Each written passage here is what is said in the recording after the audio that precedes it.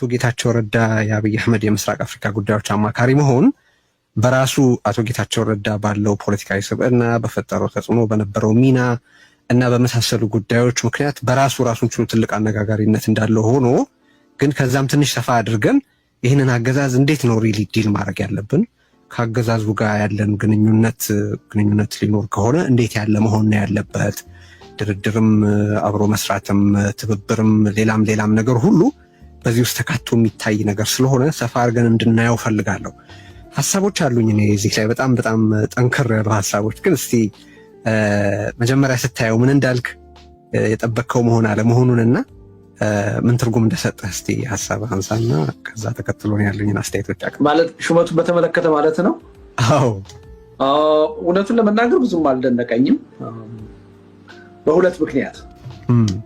አንደኛው በአጠቃላይ እኔ ፖለቲካ ውስጥ ገብቼ ባሳለፍኩት ረዥም ጊዜ አሁን ላይ የደረስኩበት ነገር ምንድነው? ምንም ከሰማይ በታች አይሆንም የሚባል ነገር የለም እና ኤኒ ታይም ያልገመትከው ነገር ሊከሰት ይችላል የሚል አስተሳሰብ አለኝ እና አንዱ በዛ ምክንያት ነው። ምክንያቱም በዚህ የፖለቲካ ሂደት ካጠገባችን ብዙ ሰዎች ሲለዩ አይተናል።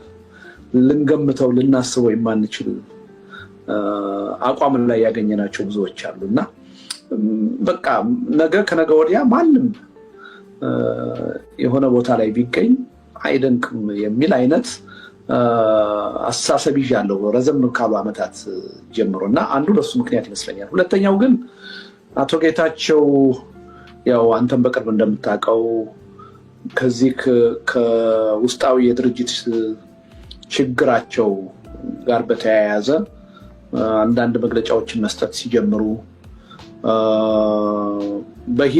በሂደት ግን መጨረሻ ላይ አሁን አዲስ አበባ መጥተው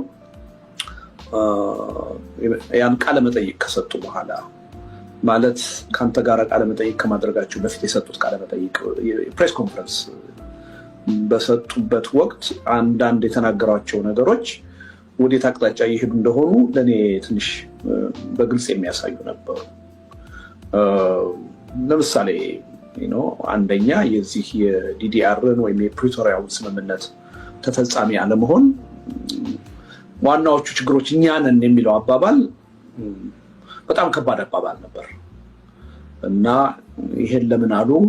ማንን ነው የሚያስደስተው? ይሄ ሀቅስ ነው ወይ የሚለው ነገር ብዙ ጥያቄ የሚያጭር ነበረ። ከዛም አልፈው ራሳቸው የግል ኢንቴግሪቲያቸውን በሚመለከት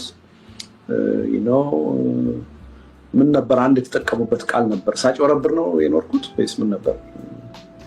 ስናምታታ ነበር የኖር ነው የሚል አይነት ነገር። እነዚህ ነገሮች ሳይ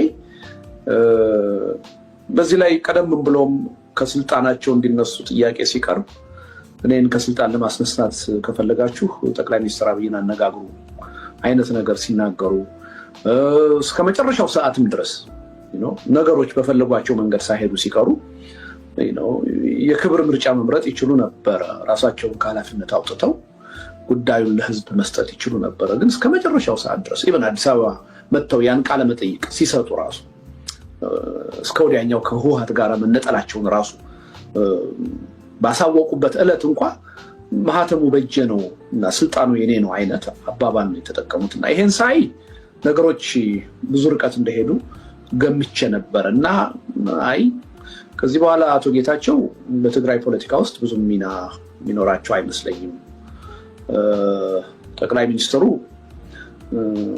ብዙ አሳዎች ያጠምዳሉ፣ ሁልጊዜ አሳ ከማጥመድ ወደኋላ ብለው አያውቁም። ግን አሁን ትልቅ አሳ በእጃቸው የገባ ይመስለኛል ዛሬ እና ግን አንድ ቦታ ፈልገው ይሰጧቸዋል የሚል ግምት ነበረኝ። ከአንዳንድ ጓደኞችም ጋር ሰሞኑን ሳወራ እንደዛ አልነበር እና ያን ያህል እውነቱን ለመናገር